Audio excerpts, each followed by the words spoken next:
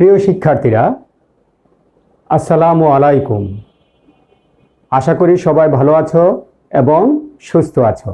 শিক্ষার্থীবৃন্দ, আজকে আমরা তোমাদের গণিত প্রথম পত্রের বৃত্ত অধ্যায়ের কিছু এমসিকিউ নিয়ে আলোচনা করব।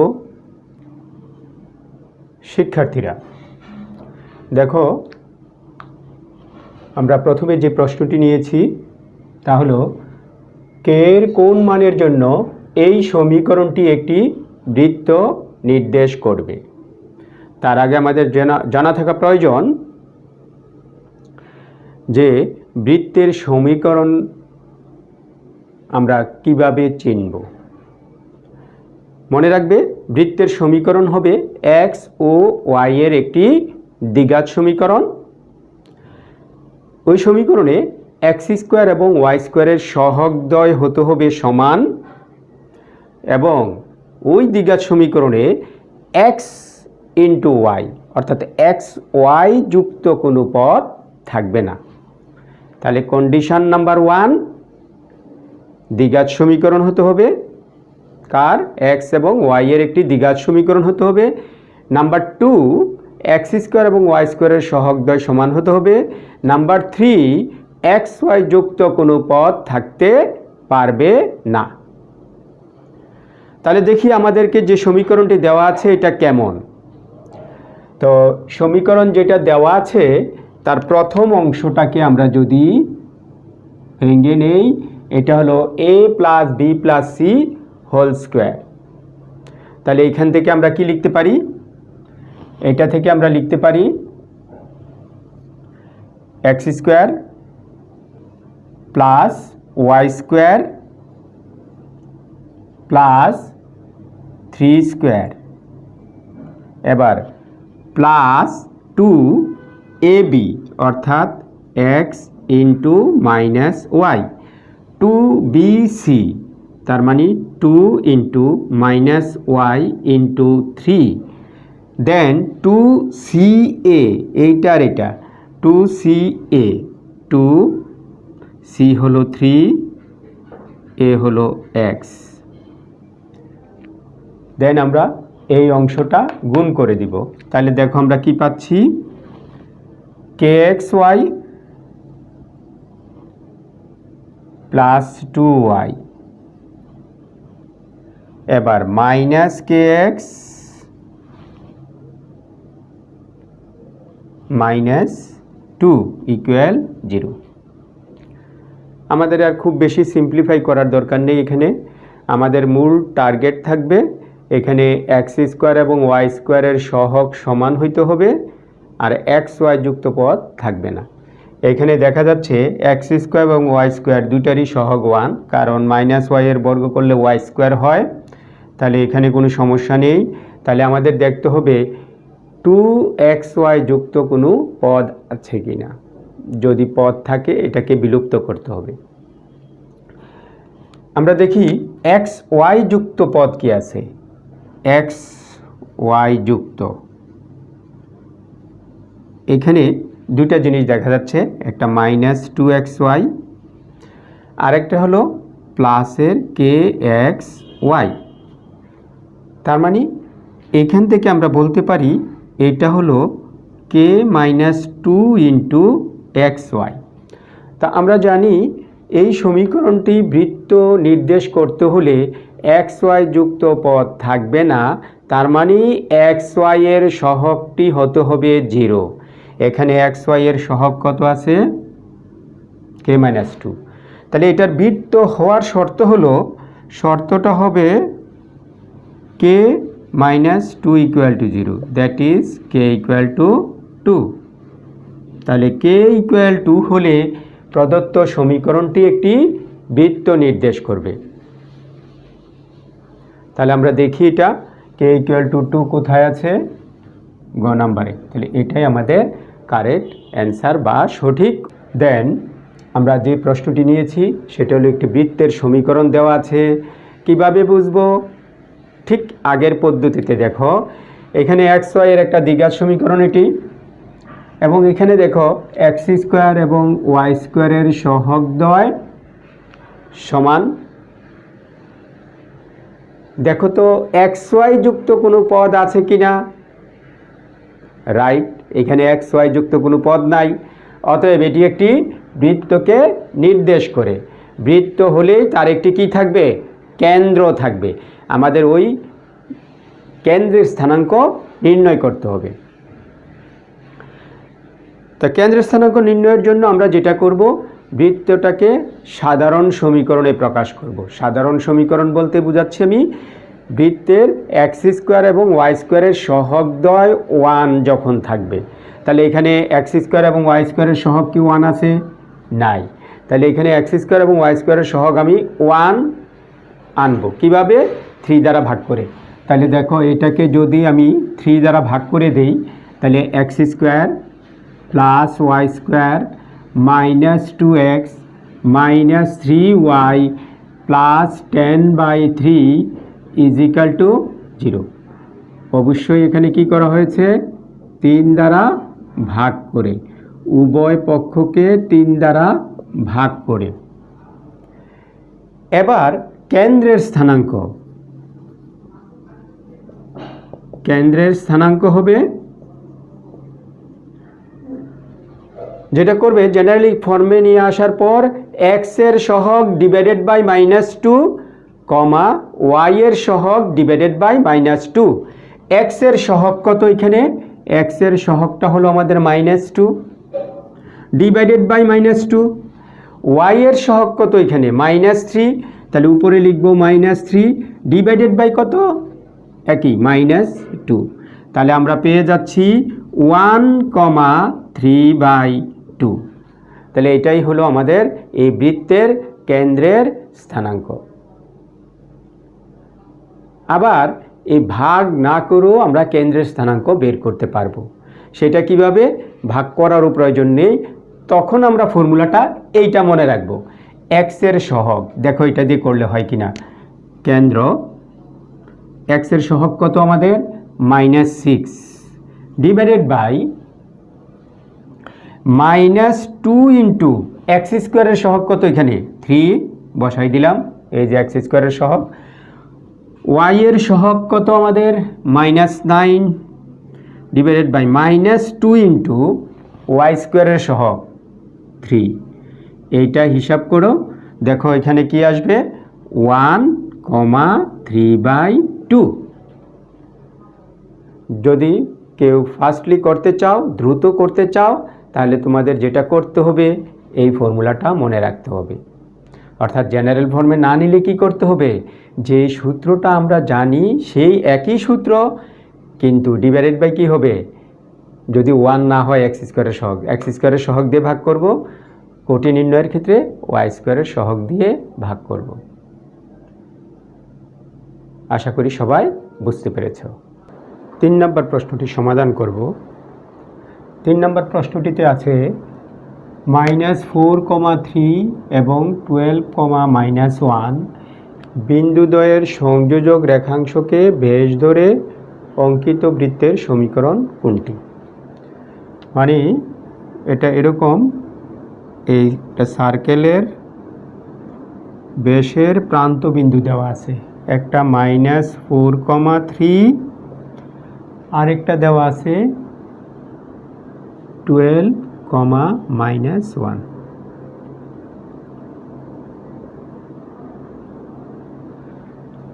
এবি বেশের প্রান্তবিন্দু এ দেওয়া আছে -4,3 আর বি দেওয়া আছে 12,-1। বৃত্তটির সমীকরণ নির্ণয় করতে হবে। এখন দেখো, যেহেতু এবি ব্যাস, তাহলে এবি ব্যাসের মধ্যবিন্দুটাই হলো বৃত্তটির কেন্দ্র। তাহলে আমরা এবি এর মধ্যবিন্দু বের করলে আমরা কেন্দ্র সি পেয়ে যাব। এবার এ এবং বি এর দূরত্ব, অর্থাৎ এবি হলো ব্যাস, ব্যাসের দূরত্ব বের করতে পারবো। ব্যাসার্ধ কি? ব্যাসের অর্ধেক।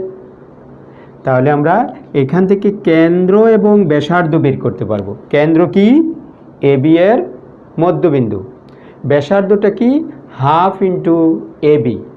তাহলে আমরা কেন্দ্র ব্যাসার্ধের সূত্র দিয়ে অঙ্কটি সমাধান করতে পারবো।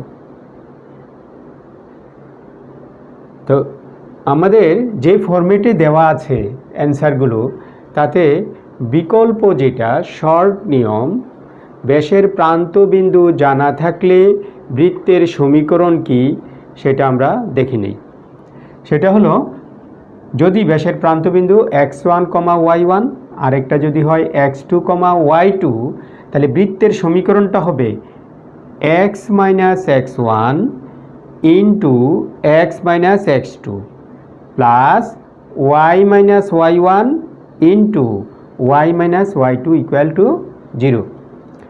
খেয়াল করবে, যেহেতু বৃত্তের সমীকরণটা x এবং y এর দ্বিঘাত সমীকরণ, যখনই আমি x মাইনাস x1 লিখব, যেহেতু xটাকে দ্বিঘাত হতে হবে, সাথে সাথে আমরা লিখব x মাইনাস x2 প্লাস পরেরটুকু হবে y minus y1 into y minus y2 equal 0।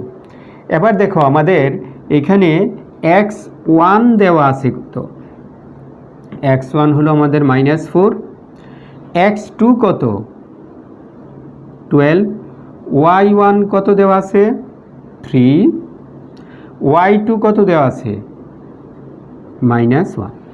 এই মানগুলো এখানে বসিয়ে দিলে আমরা সমীকরণ পেয়ে যাব। তাহলে দেখি কি হয় আমাদের। তাহলে এইখান থেকে আসবে কি x মাইনাস x1, অর্থাৎ এই মাইনাস ইন্টু -4, দ্যাট ইজ এটা +4 ইন্টু x মাইনাস x2, x2টা কত আছে আমাদের? 12 plus y minus y1, y1 3 into y minus y2, y2 হলো -1, তাহলে +1 is equal to 0।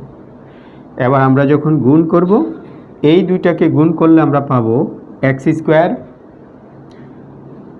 Minus 12x plus 4x minus 48, আর এই দুইটাকে গুণ করলে পাবো আমরা y square plus y minus 3y minus 3 equal to 0।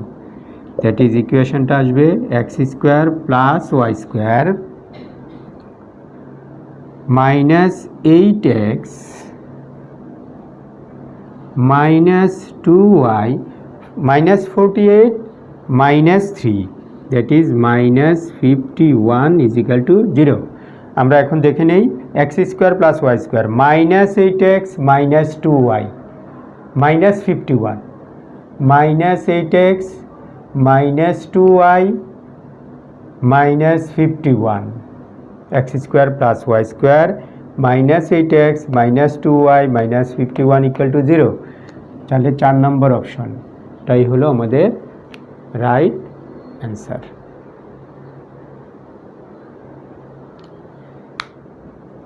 পরবর্তীতে যে কোশ্চেনটি আছে আমরা এটা দেখে নেই। এত বিন্দুগামী এবং এত বৃত্তের সাথে এক কেন্দ্রিক। আমরা জানি বৃত্তের কেন্দ্রটা নির্ভর করে X square Y square, X এবং ওয়াই এর সহগগুলোর উপর। তাহলে বৃত্ত দুটি যেহেতু এক কেন্দ্রিক, অর্থাৎ এই দুটি বৃত্তের কেন্দ্র যেহেতু এক, তাহলে X square Y square, X এবং ওয়াই এই অংশে কোনো পরিবর্তন হবে না, অর্থাৎ চলকের অংশে কোনো পরিবর্তন হবে না, শুধুমাত্র ধ্রুবকটা পরিবর্তন হবে। তার মানে এক কেন্দ্রিক বৃত্তের ক্ষেত্রে যে এই বৃত্তের সাথে এক কেন্দ্রিক, এই অংশের কোনো পরিবর্তন হবে না, শুধু ধ্রুবকের পরিবর্তন হবে। যেমন এই ক্ষেত্রে ধ্রুবকটা আছে, ধ্রুবক সি আছে 0, কিন্তু আমার নতুন বৃত্তের সমীকরণে ধ্রুবকের মান সি ইকুয়াল টু 0 হবে না, ভিন্ন কিছু হবে। তাহলে আমরা তো একটা অংশ জানি, তাহলে আমার অজানা রাশি কয়টা? শুধু একটা, শুধু ধ্রুবকটা। তাহলে বলো এক কেন্দ্রিক বৃত্তটা আসলে কি হবে? এক কেন্দ্রিক বৃত্তের সমীকরণ কেমন হবে? তাহলে যে বৃত্তের সমীকরণটি দেওয়া আছে তার ধ্রুবক অংশ বাদ দিয়ে বাকি সম্পূর্ণটা ঠিক একই রকম হবে, অর্থাৎ ওখানে যা আছে হুবহু তা লিখব। কি লিখব তাহলে বলো? X square plus Y square minus 6x plus 8y। ওখানে ধ্রুবকটা আছে 0, আর আমরা ধরে নিলাম ধ্রুবকটা হবে আমাদের কে।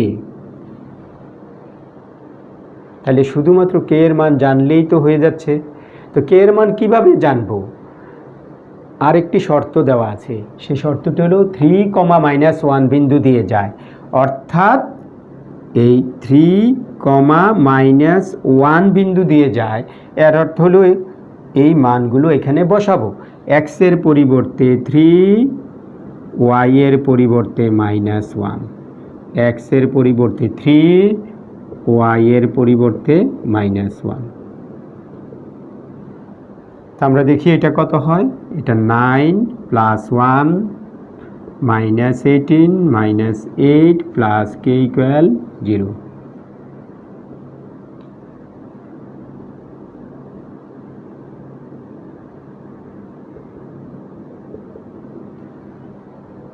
সরল করা হচ্ছে 10 - 26 মানে -16 + k = 0, দ্যাট ইজ k = 16। তাহলে ধ্রুবকের মানটা কত হবে? 16। তা আমরা দেখব এই ইকুয়েশনের সাথে এই অংশটুকুর মিল আছে কোনটা দেখব। x² + y² -6x + 8y, x² + y² -6x + 8y, আর ধ্রুবকটা হতে হবে 16, তাহলে +16। তাহলে গ নাম্বারটাই আমাদের সঠিক উত্তর। কোনো বৃত্তের সাপেক্ষে কোনো বিন্দুর অবস্থান নির্ণয়। এখন যে প্রশ্নটি আছে সেখানে বিন্দুর অবস্থান বের করব আমরা। এখন মনে করো একটি বৃত্তের সমীকরণ দেওয়া আছে জেনারেল ফর্মে, x² + y² + 2gx + 2fy + c = 0। আর বিন্দুটা যদি হয় x1, y1, তাহলে x এর পরিবর্তে x1, y এর পরিবর্তে y1 বসালে যেটা পাওয়া যাবে এর নাম দিলাম আমরা s1। এখন s1 এর মানের উপর ভিত্তি করেই আমাদের সিদ্ধান্ত নিতে হবে বিন্দুটির অবস্থান কোথায়। যদি s1 = 0 হয় তাহলে বিন্দুটি বৃত্তের উপরে অবস্থিত। যদি s1 <0 হয় তাহলে বিন্দুটি বৃত্তের ভিতরে অবস্থিত। আর যদি s1 > 0 হয় তাহলে বিন্দুটি বৃত্তের বাইরে অবস্থিত। অর্থাৎ এরকম, এই যদি হয় বৃত্ত,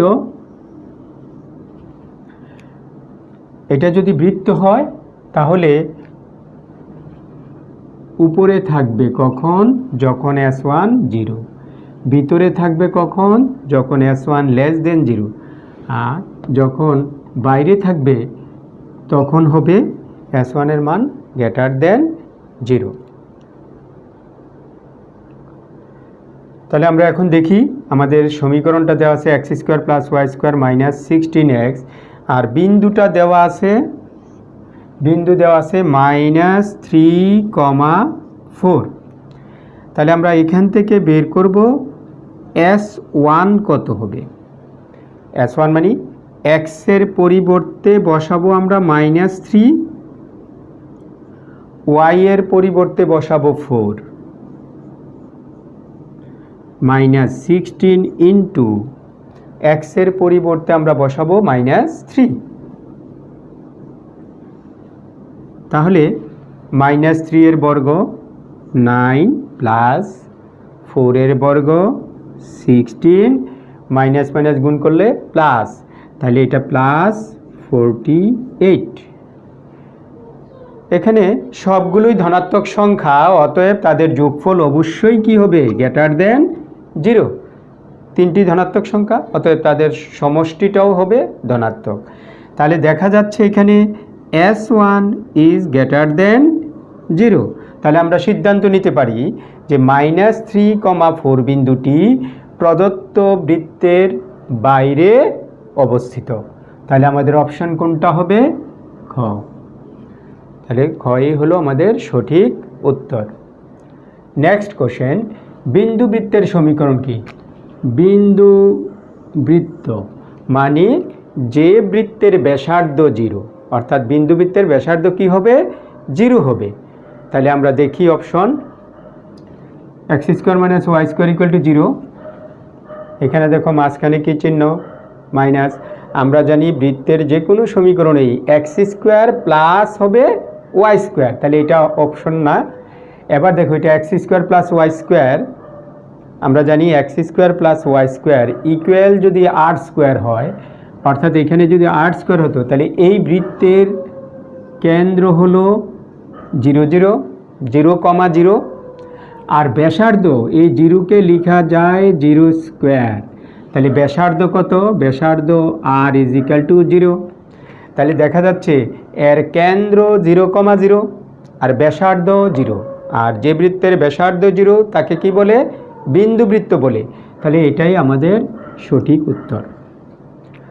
7 নম্বর প্রশ্নটি,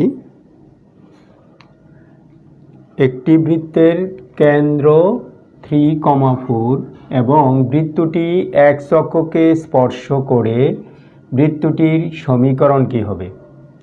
তাহলে কেন্দ্র দেওয়া আছে, কেন্দ্র -g - f, কেন্দ্র -g - f, সেটি দেওয়া আছে 3, 4। তার মানে এখান থেকে g = -g = 3, তাহলে g = -3 - f = 4, that is f = -4।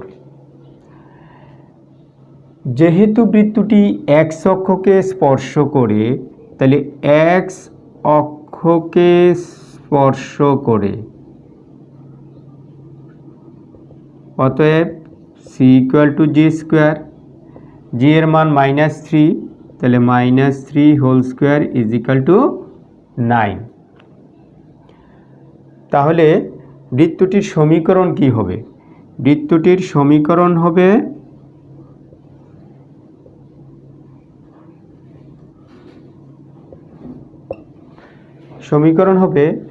x² + y² + 2gx 2fy + c মানে 9 = 0।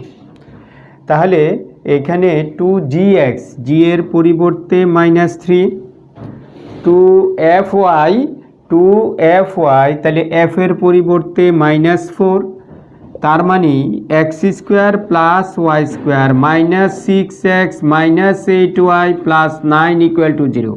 তাহলে দেখা যাচ্ছে x² + y² -6x - 8y + 9 = 0। তাহলে কোনটা দেখা যাচ্ছে? ক নাম্বার।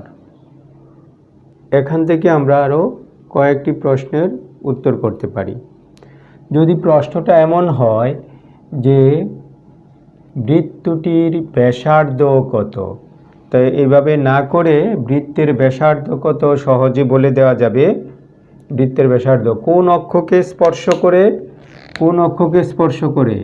x অক্ষকে স্পর্শ করে।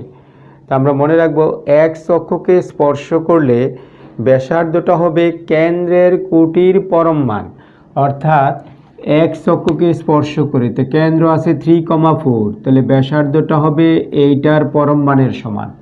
তাহলে কত হবে? ব্যাসার্ধ হবে 4। প্রশ্নটা যদি হতো ব্যাস কত হবে? ব্যাস হলো ব্যাসার্ধের দ্বিগুণ, তাহলে 2 × 4 = 8। এই প্রশ্নটাই যদি হতো y অক্ষকে স্পর্শ করে, তাহলে ব্যাসার্ধ হতো কোন অক্ষকে স্পর্শ করে? y অক্ষকে স্পর্শ করে।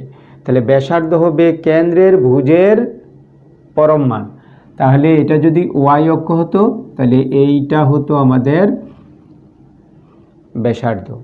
কেন্দ্র দেওয়া আছে 3, 4, কেন্দ্র দেওয়া আছে 3, 4 আর x অক্ষকে স্পর্শ করে, তাহলে ব্যাসার্ধটা কত হবে? x অক্ষকে স্পর্শ করলে ব্যাসার্ধটা হবে 4।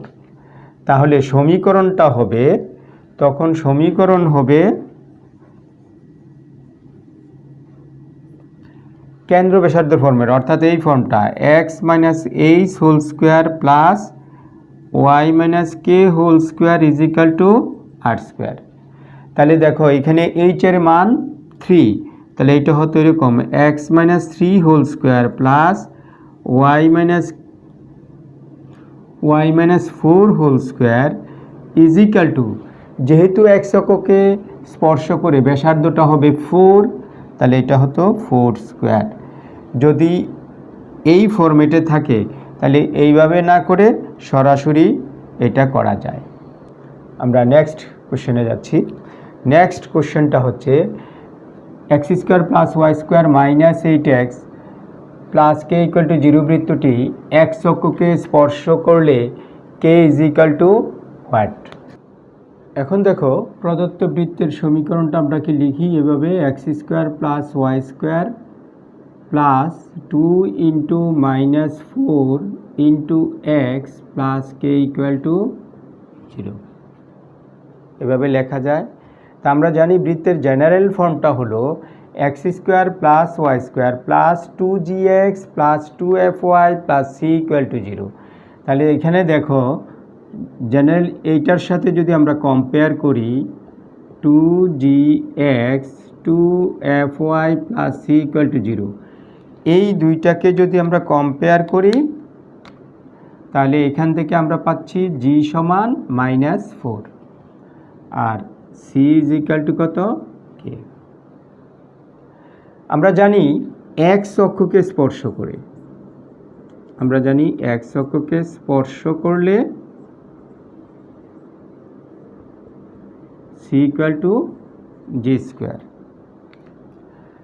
তাহলে এখন আমাদের c এর পরিবর্তে বসবে k সমান g এর মান -4 whole square, that is k is equal to 16।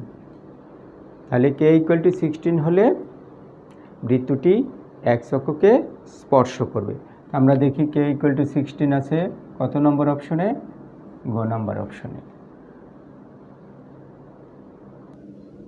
শিক্ষার্থী বন্ধুরা, এখন আমরা বৃত্তের বহিস্থ কোনো বিন্দু থেকে ওই বৃত্তে অঙ্কিত স্পর্শকের দৈর্ঘ্য নির্ণয় করব। এটি বোর্ড এবং ভর্তি পরীক্ষার জন্য খুবই গুরুত্বপূর্ণ একটি প্রশ্ন। এখানে দেখো, এখানে বিন্দুটি দেওয়া আছে -1,1 আর বৃত্তের সমীকরণ দেওয়া আছে 3x square plus 3y square minus 6x plus 9y plus 4 equal to 0। প্রথমে আমাদেরকে এই সমীকরণটিকে সাধারণ সমীকরণে প্রকাশ করতে হবে। সাধারণ সমীকরণের শর্ত কি, এক্স স্কোয়ার এবং ওয়াই স্কোয়ারের সহগ 1 রাখা। এখানে এক্স স্কোয়ার এবং ওয়াই স্কোয়ারের সহগ আছে 3, এই জন্য উভয় পক্ষকে আমরা 3 দ্বারা ভাগ করব। 3 দ্বারা ভাগ করলে আমরা পাচ্ছি X square plus Y square minus 2x plus 3y plus 4/3 equal 0। এখন এইটাকে জেনারেল ফর্মে নিয়ে আসলাম। এখন আমরা স্পর্শকের দৈর্ঘ্য নির্ণয়ের সূত্র প্রয়োগ করতে পারবো। এখানে দেখো বিন্দুটি দেওয়া আছে কত, বিন্দু দেওয়া আছে -1,1, that is x1 is equal two -1, y1 is equal two 1। তো আমরা জানি স্পর্শকের দৈর্ঘ্যের সূত্র হলো স্কোয়ার রুট অফ, বৃত্তের ইকুয়েশনে x এর পরিবর্তে x1, y এর পরিবর্তে y1। তাহলে স্পর্শকের দৈর্ঘ্য কত হবে, স্পর্শকের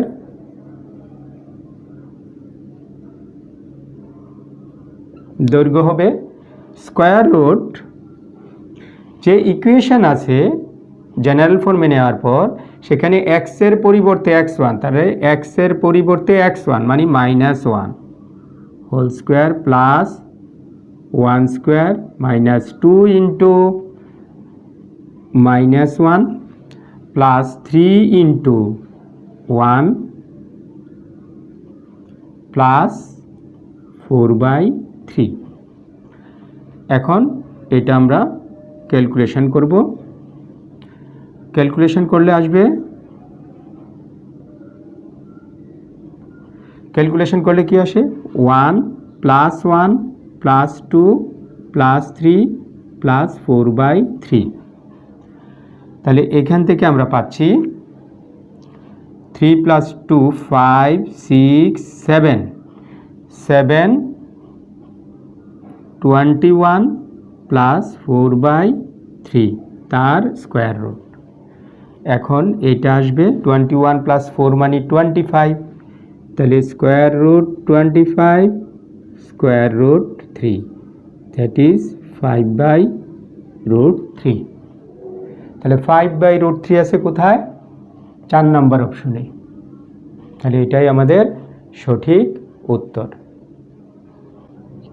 10 নম্বর প্রশ্নের একটি বৃত্তের সমীকরণ দেওয়া আছে। বৃত্তটি দ্বারা x অক্ষের খণ্ডিতাংশ, y অক্ষের খণ্ডিতাংশের দৈর্ঘ্য এবং ব্যাসার্ধ নির্ণয় করতে হবে। তাহলে এখানে x² এবং y² সহগ আছে 3। তাহলে আমরা উভয় পক্ষকে, সমীকরণের উভয় পক্ষকে 3 দ্বারা ভাগ করব। তাহলে আমরা 3 দ্বারা ভাগ করলে কি পাচ্ছি দেখো, x² প্লাস y², 3 দ্বারা ভাগ করলে -6x, 3 দ্বারা ভাগ করলে 4y, আর -9কে 3 দ্বারা ভাগ করলে -3 = 0। যাকে আমরা লিখতে পারি এভাবে, x² plus y² plus 2gx। তাহলে এখানে আছে -6, আমি এখানে নিয়েছি 2, তাহলে ভিতরে হবে -3 2fy। তাহলে এইখানে 4 আর এখানে নিয়েছি আমি 2, তাহলে ভিতরে হবে 2 -3 = 0।